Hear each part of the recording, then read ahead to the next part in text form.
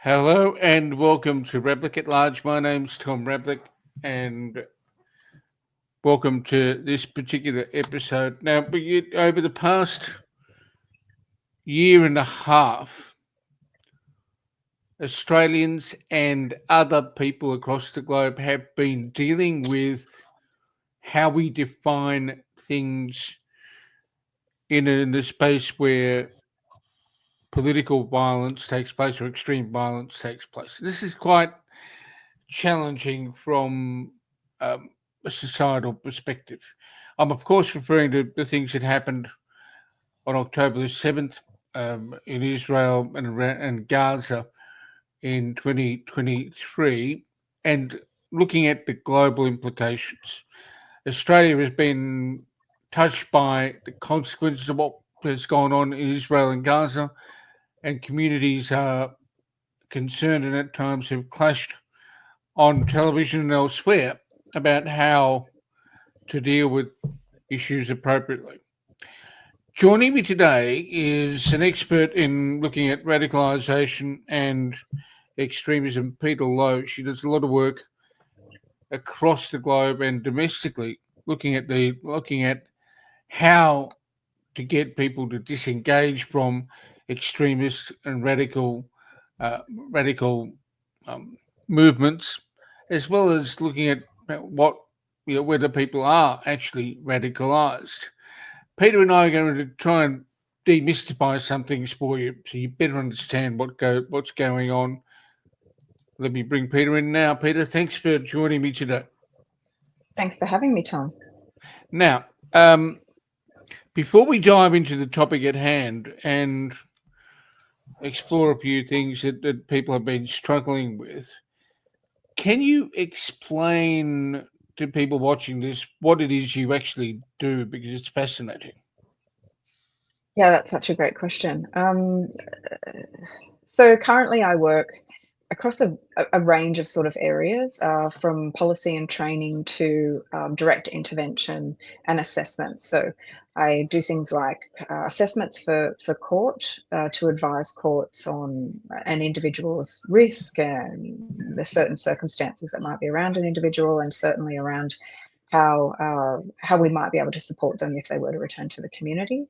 And then I do a lot of work in terms of training lots of different practitioners to understand, to identify, to respond when they're working with people, and some policy work around helping governments understand the ways in which they might engage in violent extremism, specifically in communities across the globe. So I've done lots of work in the Middle East and Iraq, and then other countries where we're looking at how do we actually respond to the issue of young people specifically, but adults as well, and how do we divert them?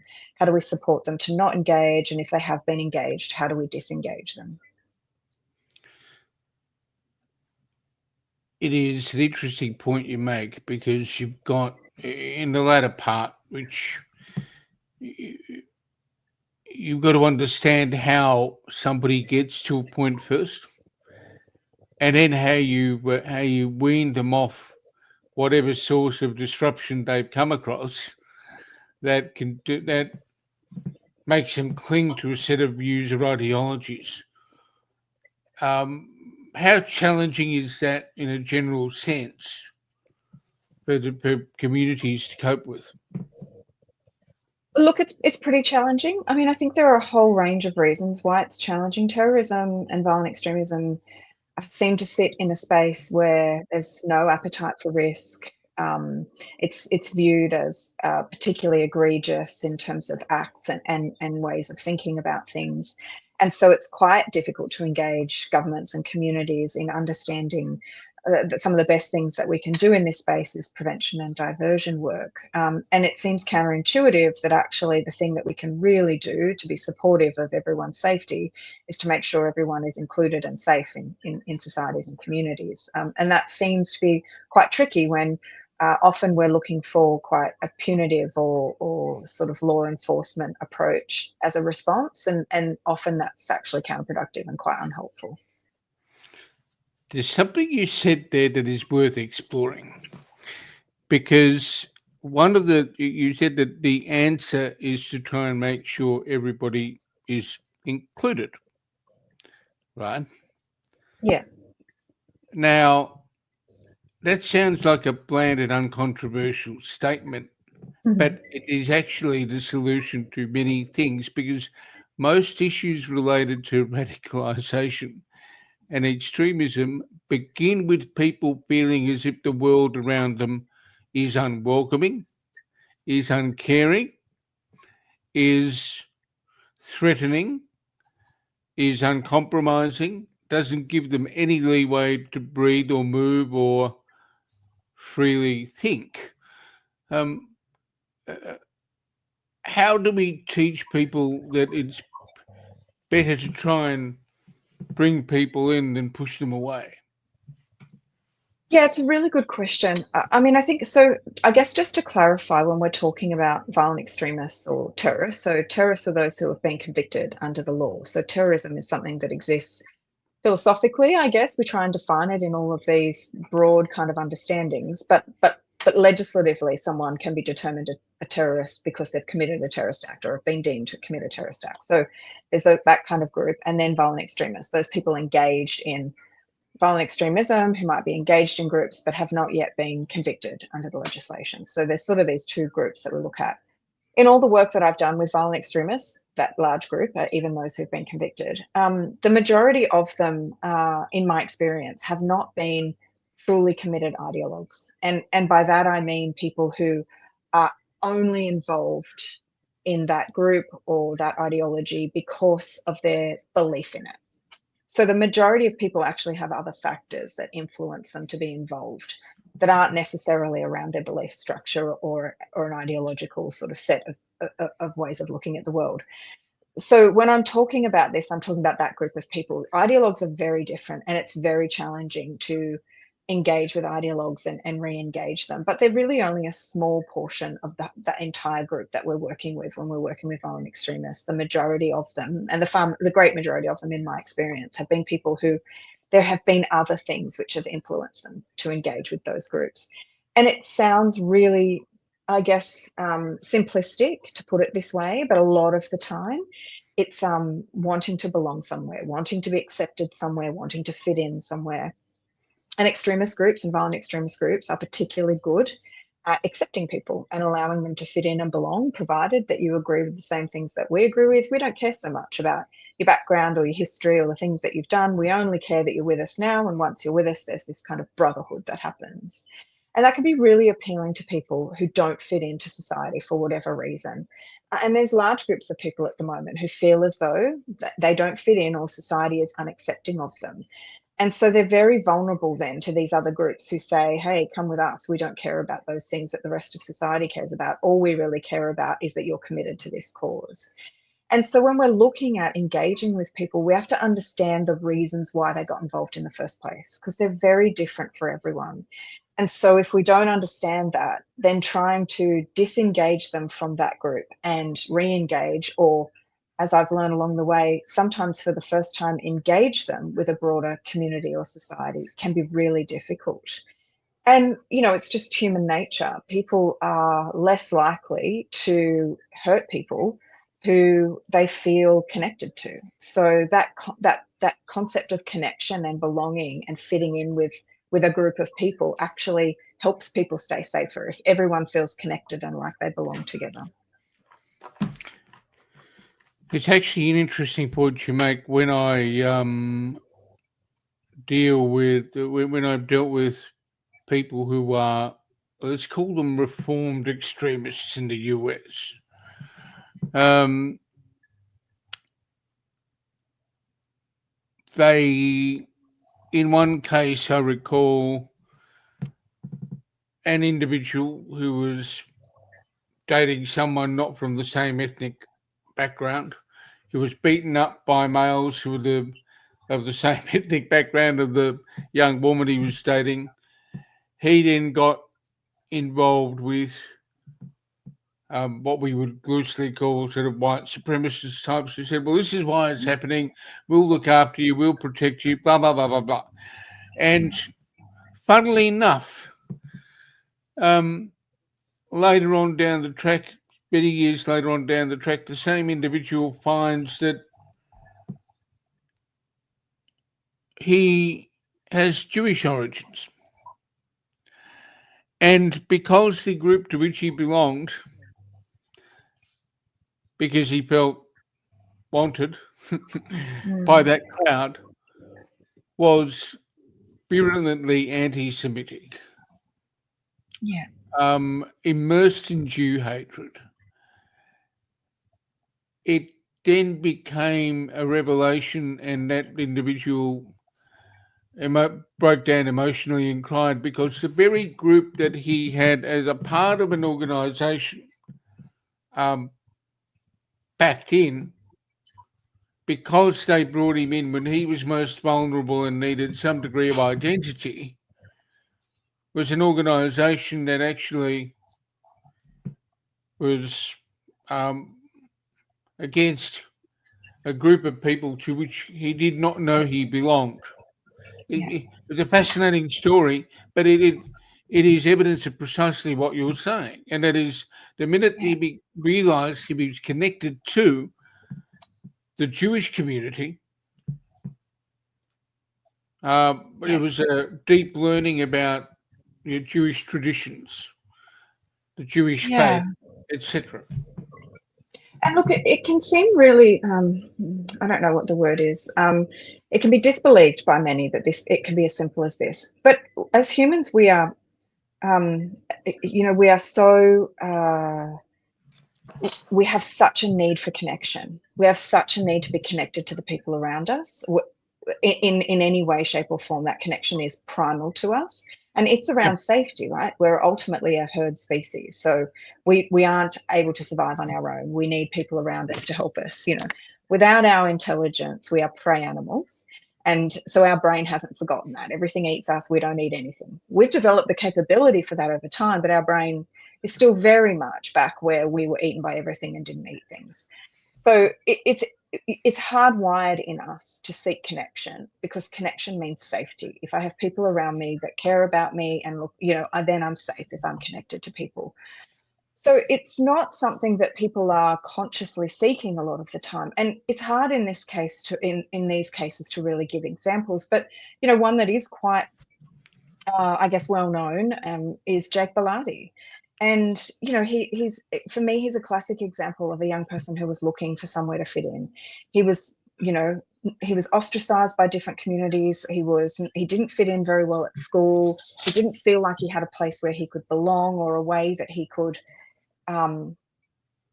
be significant, or engage with people who would really find and connect with him. And he was offered that opportunity, and he took it. And we will do pretty much anything to maintain those connections with others, including sacrifice ourselves if we think it's going to keep us connected to people. It sounds silly for people who have connection, and so therefore they're not seeking it. But for those without human to human connection, it really can dictate behavior and can strongly influence the things that people might believe, because they are so seeking that connection with others. And I think, like the example that you use, that's very, to me, that speaks a lot of how people disengage. And most often it's disillusionment. They were led to believe something about the group, the cause, the ideology, the people that they're engaged with, and they find out over time those things aren't true, or those things don't necessarily meet with the other values that they hold true. So disillusionment is one of the main reasons that people will disengage. It wasn't what I thought it was going to be. It wasn't what I was led to believe it was going to be. And that's true of people even who go and who have been foreign fighters and gone and joined the fight.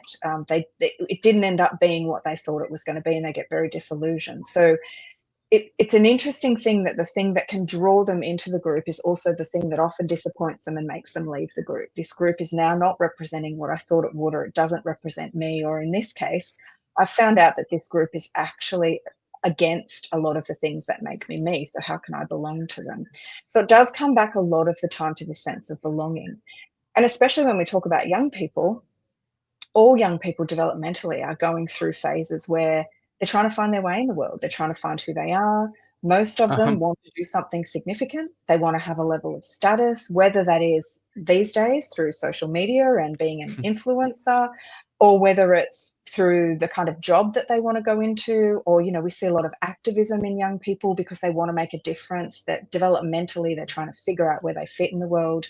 And so this notion of sort of significance and status can draw a lot of people, because a lot of these groups offer that. Join us, you'll be part of X, Y, and Z, the new freedom, the new way the world works, saving the race, you know, bringing us into the new era, which for some people can mean that they're sort of, they feel this kind of draw to, I'm going to do something meaningful with my life.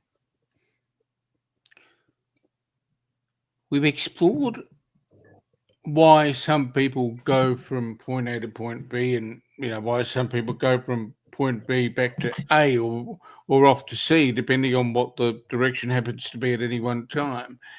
The other thing that we've had problems with is language.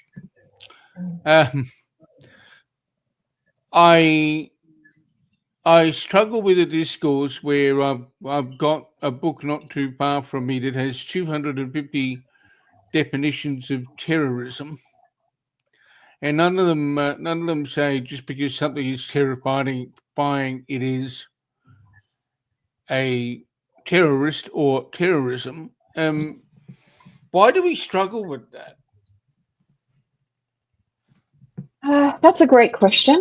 And it's certainly something that there isn't a lot of clarity on. Terrorism is contextually defined as well. So, you know, Che Guevara very famously said, one man's terrorist is another man's freedom fighter. So terrorism is also something that is contextual and about perspective as well. Who holds the power, who's looking at the power, who gets to say what's terrorism and what isn't.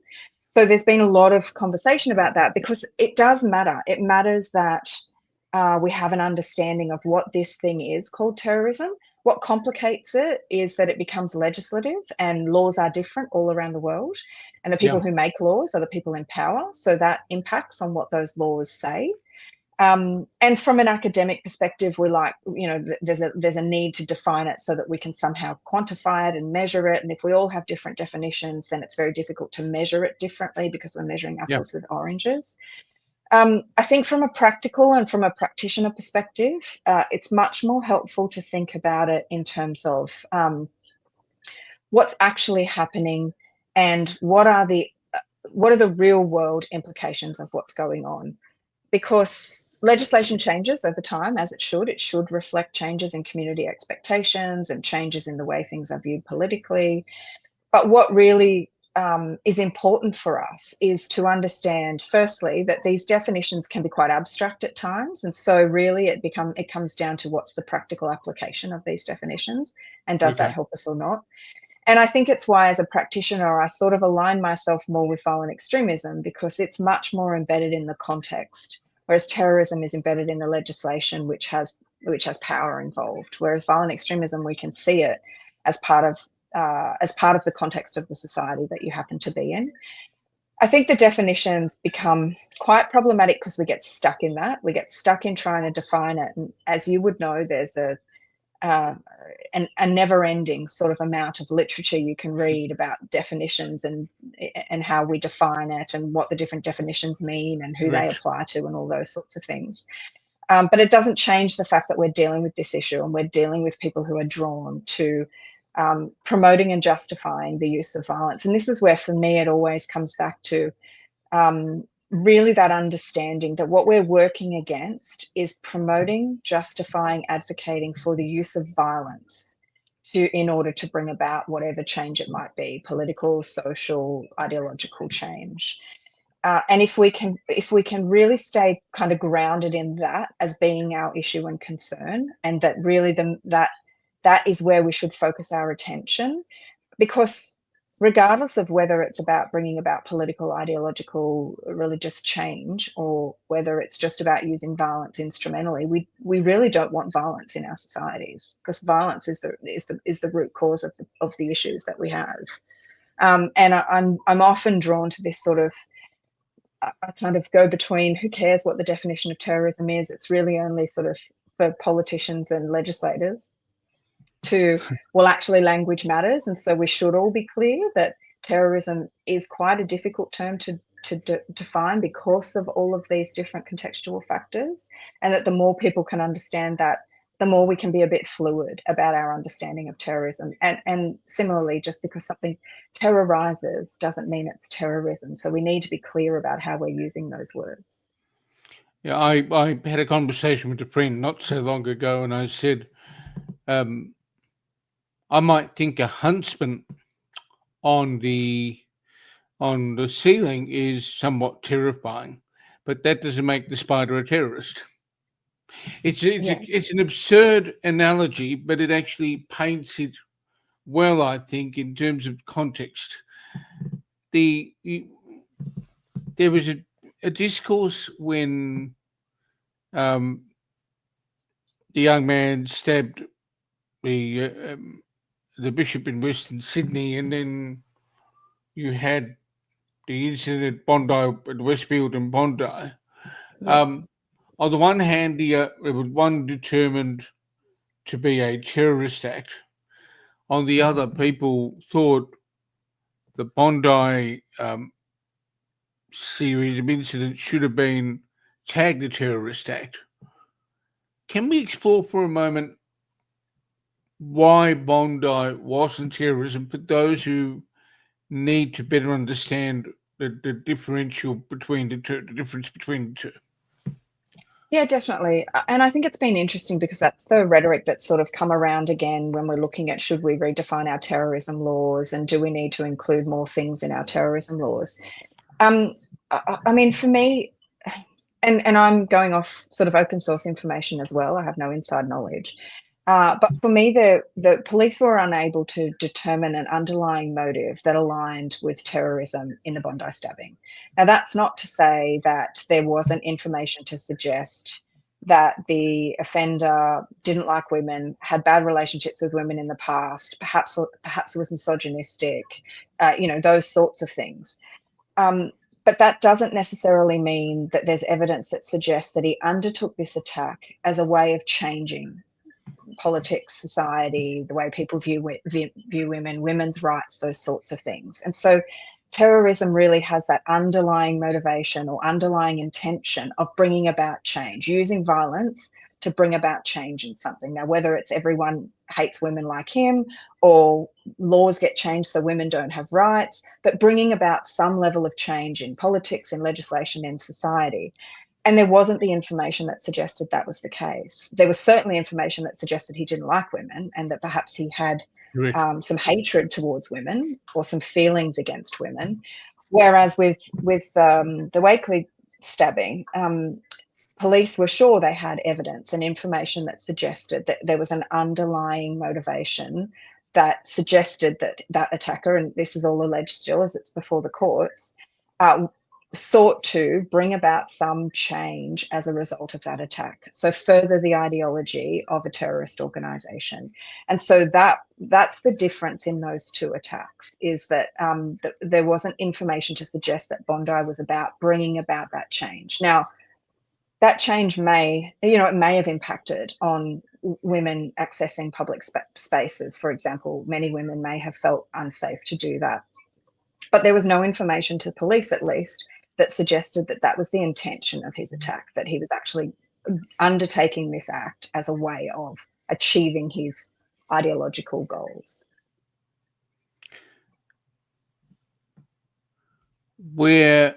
And I guess we're now in an interesting space. When we talk about not just those two incidents, but more broadly, given the events of October 7 in 2023 and everything since then.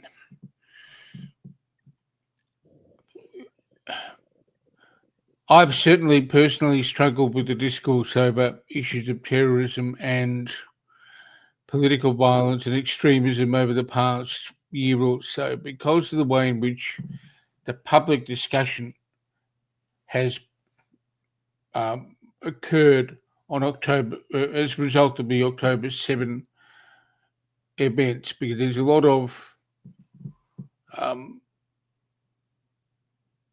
I think some of the issues are under in terms of definition of terrorism and what drives political activity and political extremism may be poorly understood. Am I wrong? No, I don't think you're wrong. And I think what it's done is placed us in a position where we really do have to consider and understand and have more discussion around terrorism, political violence, violent extremism. These and it's difficult when we're talking about there's a lot of personally affected people. And it becomes difficult then to objectively look at. I mean, we can agree with something, we can align with the beliefs of it. And I use the example of animal activists a lot when I do training and we talk about violent extremism and terrorism. I mean, most people would think it is okay to want to save the whales or, to engage in that kind of activism. But at what point does that cross into our definition of terrorism? And we have to think about that a little bit objectively. I mean, we can agree with something. We can say that they are noble desires or outcomes or interests that they're engaged in, but does that justify the use of violence? Does it justify using violence as a way to bring about those outcomes?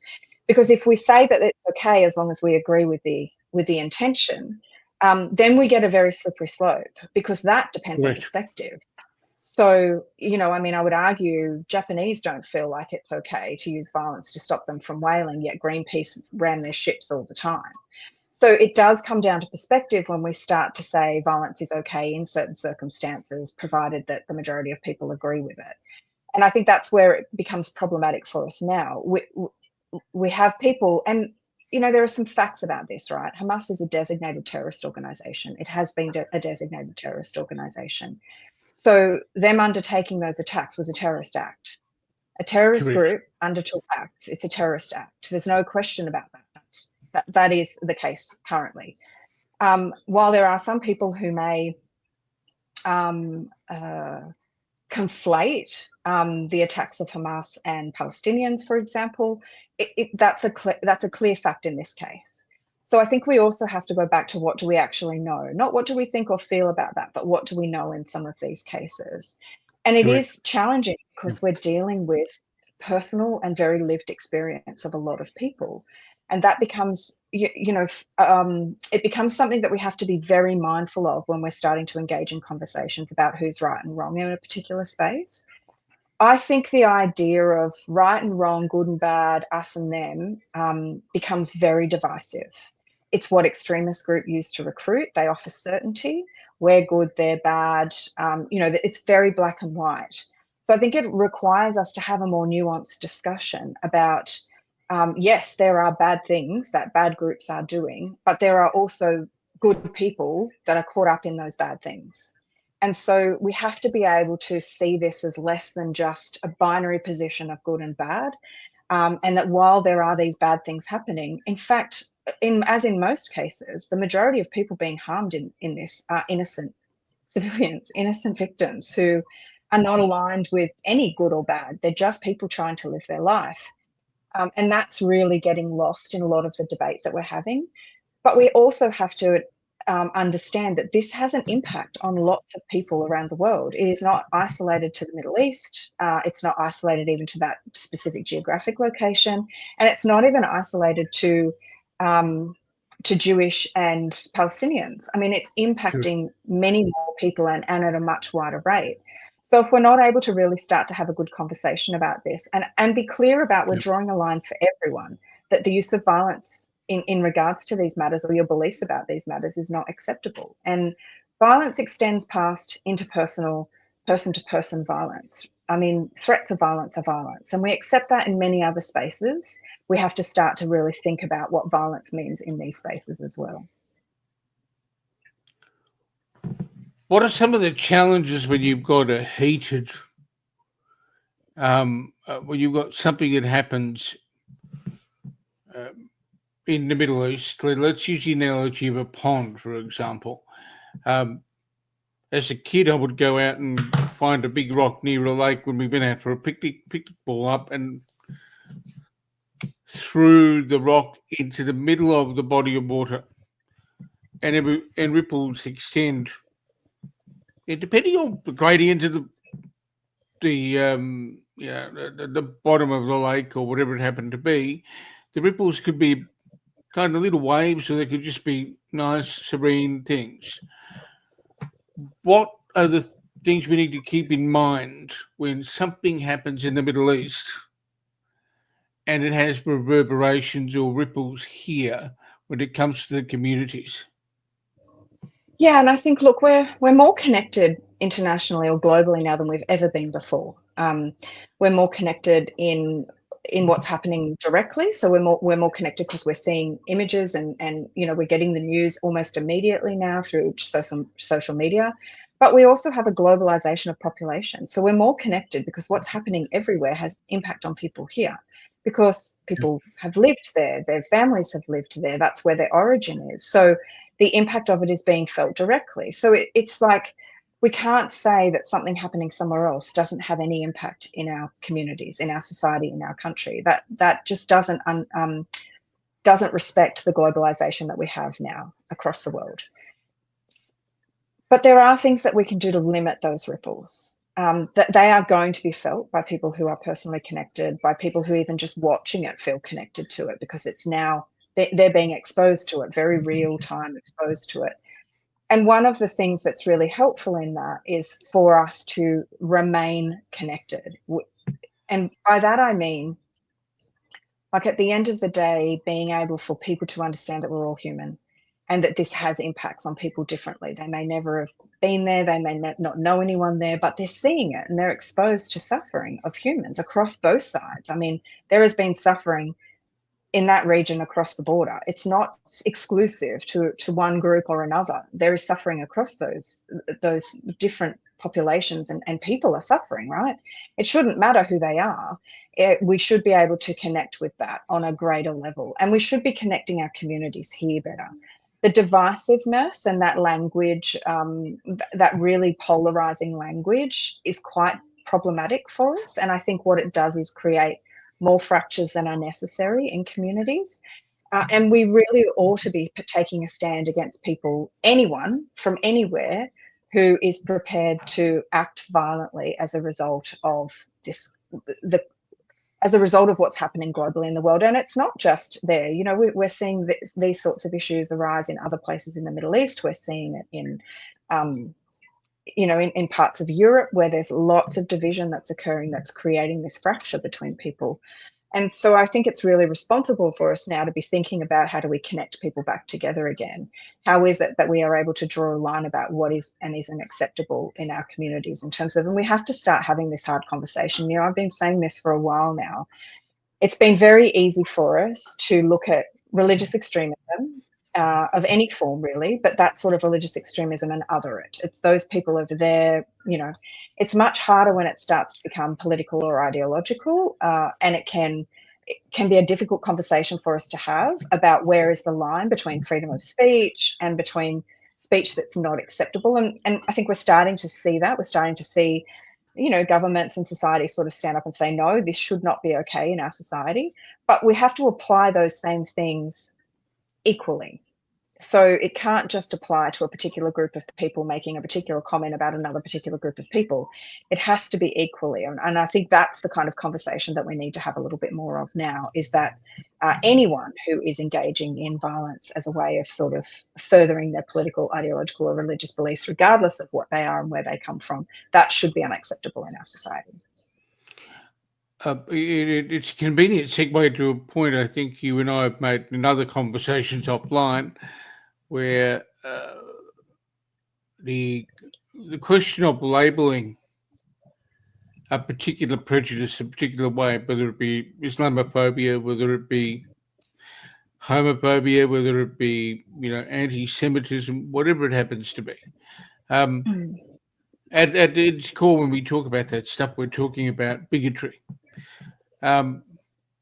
Why don't we deal with it more generically and deal with the problem of, you know, get people to focus on dealing with their own personal grievances better?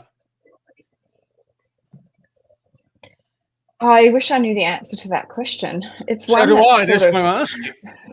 It's one that's really played since I started in this space, because it's a challenge to understand why it is that we can't see this behaviour, no matter where it's emanating from, as unacceptable. And we're really talking about behaviours here, and that's one of the things that we kind of struggle with a little bit as well. There's a difference in globally around whether we do disengagement or de-radicalization, whether we're looking to change the behaviour or change the belief. One of the things that we uphold is that people should be able to hold their beliefs, right? There's a freedom of belief and a freedom of speech and a freedom of religion. So it's very difficult for us to sort of engage and say, well, you can't have that belief. It's much easier for us to say you can't have that behaviour. And I agree with you when you say, why is this such a struggle? Why can't we see this as being, it shouldn't matter. I've tossed a lot and I still am really undecided about where I fit in terms of labelling. I mean, I don't think it's important for the purposes of prosecuting. I think, when I look at the different cases that I've been involved in, it shouldn't matter what the underlying belief structure is. It's actually the next step that they've taken to either advance or advocate for or engage in the use of violence that really should matter from a prosecutorial level. We shouldn't really be trying to categorise so much. Is it religious? Is it ideological? Is it political? Because, I mean, what does that matter? It does matter when we start to get into intervention, because there are different things that impact people across those different areas. And so we do need to understand a little bit more about that when we think about intervention, like what are the particular things that have engaged someone in this way of viewing the world. And so it matters a little bit more there. But I mean, it shouldn't really matter to us what the underlying ideology is that caused someone to justify or advocate for the use of violence. What we should be concerned about is that was their end point, that's where they got to. And, I mean, in terms of intervention, it helps us to understand a little bit better how someone got there, to understand what their belief structure is. We're not necessarily trying to change that belief structure. We're just offering opportunity for them to have those needs met in a different way, where they don't feel as though violence is the answer for that. You've been generous with your time, Peta. Right, there's a couple of other minor issues I'd like to collapse into, I guess, a question that critical in understanding the impact of images and other things online. Yeah. You mentioned earlier that there are people that are basically going through essentially vicarious trauma. They're seeing images online. It's coming through their feed or they're actively going to search it. How great a role in your practical work are you seeing? How great a role does that kind of thing play in radicalization of anybody? It's huge. I mean, it's not, I don't think I've ever worked with someone who hasn't been exposed to that sort of imagery or,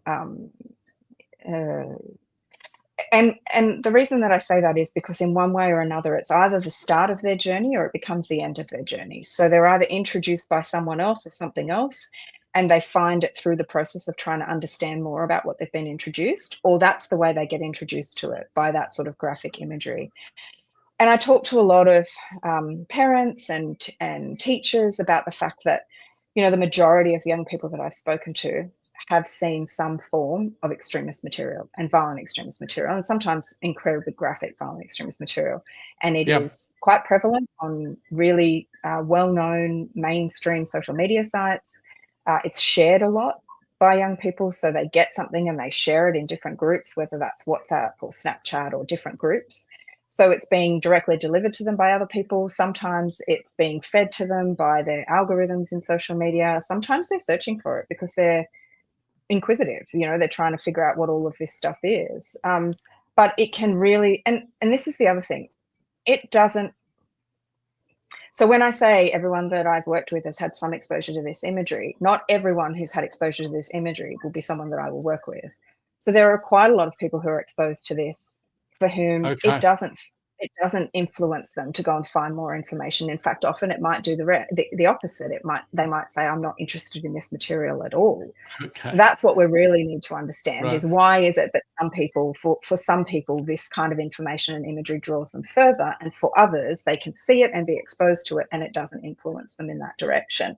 Because it's a bit like when I first started and we talked a lot about mental health. You know, there's a correlation between mental health issues and violent extremism, but there's not a causal relationship. So having a mental health issue does not cause you to become a violent extremist. Similarly, being exposed to material, there is a definite correlation, but there's no causation. Being exposed to that material doesn't necessarily mean you'll go on to be a violent extremist.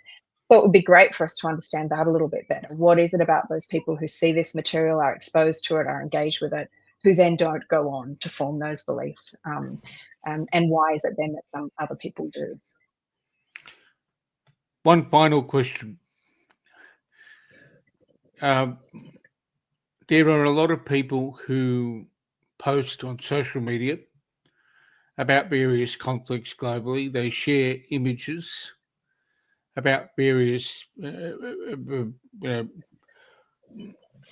dead children, dead adults, and things that are particularly graphic. Yeah. We've both done courses and training where we are coached about how to deal with that kind of material and how to not overexpose ourselves to it. Yeah.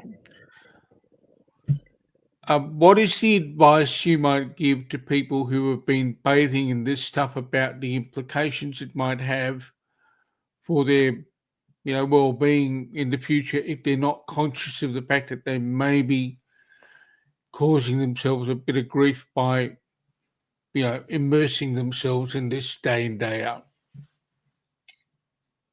That's a really good point, and it's one of the things that I think everyone's got quite a focus on at the moment in terms of how can people protect themselves from the information, because a lot of people want to be informed, they want to know what's going on, and they feel like they need to be connected to that in some way. There's definitely a lot of graphic material that's being shared in very public places, and very graphic material. Yep. I mean, firstly, we have to be very careful about the information that we're receiving, because often it isn't as it seems. There's a lot of mis and disinformation available at the moment. But secondly, these are the sorts of things that can, over time, if you don't have the internal and external sort of factors to cope with it, that can actually impact people quite significantly and quite negatively. So, it's those little things like limiting the amount of time that you might spend looking for that information or engaging with that information. Definitely being able to have some time away from that. One of the really helpful things is having someone you can talk to. So being able to process it through that kind of conversation with others. And that might be a friend, it might be a parent, it might be anyone in your life that you can sort of talk about that kind of information to. And then really being able to take some time to reflect on whether this is positive or negative for you, whether it's having an impact that's really detrimental to your well-being, or whether it's helping you to understand something better, and what's the purpose, like why are we actually engaging in this. And so it's really challenging, because just to say to people, just don't engage in that material, is not very realistic. For a lot of people, they feel compelled to stay connected with what's happening. Okay. They're quite passionate about it. They're quite motivated and engaged, and they want to know the story. And I think, we're quite inquisitive naturally as humans. Correct. But also questioning, like, what is the purpose of this? Is this helping me understand what I want to understand about this better? Am I able to stay connected? I mean, you would know, Tom, the more you surround yourself with this sort of material, the more you have to balance that with surrounding yourself with material that shows you the more positive things in life. And as humans, we're predisposed to threat, which means for us, we have to do 4 times as much positive as we're doing negative for us to have an effect, a positive effect. So are we actually balancing that? If we want to engage in the material, we want to stay connected, we feel like there's some need for us, are we actually taking care of ourselves in that? So if I'm spending an hour looking at this material because I want to stay informed, am I then spending 4 hours doing something positive that shows me that, there are humans that are that are not suffering. There are people who are kind and caring. There is another side, because otherwise we get a very skewed perspective. We end up with this sort of this bias that the whole world is bad, if that's the kind of information that we're consuming all the time. And as humans, it's very difficult for us to understand early on when something's having an impact. It's usually not until much later, when that impact has become significant, that we can recognize those things. So being aware of, how am I feeling today? Is this, am I starting to get anxious as I look at this material? Do I need to look at this material? That would be, and that's always the question I'm asking myself, even in this space. Do I actually need to see this? What is this going to tell me? And how is this going to be helpful? Or how is this going to inform me? Or how is this going to make sure that I stay connected with what's actually happening? So I think there's a few things that individuals can do, but I also think we've got a responsibility to each other. And if you know that someone is being consumed by a lot of this material, then I think as humans, it's great to connect and say, hey, what's going on? Are things okay for you? How is that? That must be, all those kind of conversations. You've now taken me back to a little anecdote. When I look at posts on X and other places, and people say, "Don't look away." Perhaps the best thing in certain circumstances, based on what the material is to look away, because the consequence of that long term psychologically for someone can be that their entire it can skew their life. But also there are things I read when I studied terrorism and saw when I studied terrorism at Charles Sturt that I cannot unread, that I cannot unsee, and to this day I reflect on. And maybe it wasn't wise looking at something in a publication I was doing an analysis of too deeply, right? But I know it had an impact. And that's what we're talking about. Peta, people want to know more. If people want to know more about what you do and things you say about what you do, I know you've got a LinkedIn page. How do they find you on LinkedIn to read some of your posts from time to time? You can just look me up. So I'm there under my name, Peta Lowe. Or you can find me via my website, which has a link to my LinkedIn page, and that's Phrenesis Consulting and Training. And so I'm pretty much post most of the things that I do, media, and most of the things that I say on both on my webpage and LinkedIn. Peta, thank you so much for being generous with your time today. We've explored a whole range of issues, and I know there will be people out there that will find what you and I have spoken about to be extremely valuable. Thank you, Tom. As always, it's a pleasure to speak with you. And thank you for watching this particular episode of Ravlic at Large. A little bit longer than we normally do, but this is an important issue. Remember, don't expose yourself to the material online that is particularly gory or violent too much. Step away from it, because it could have an impact on you. Talk to people. As Peta said, it's incredibly important to stay connected and to share your concerns and feelings about things. That's one way of minimizing the effect. And as well, remember the important thing. It's not always wise to be too obsessed about things you cannot change. Worry about the stuff you can change. Just know about the things you can't change. It'll be a lot better. I'll be back soon with another episode of Ravlic at Large. But in the meantime, stay safe and look after each other.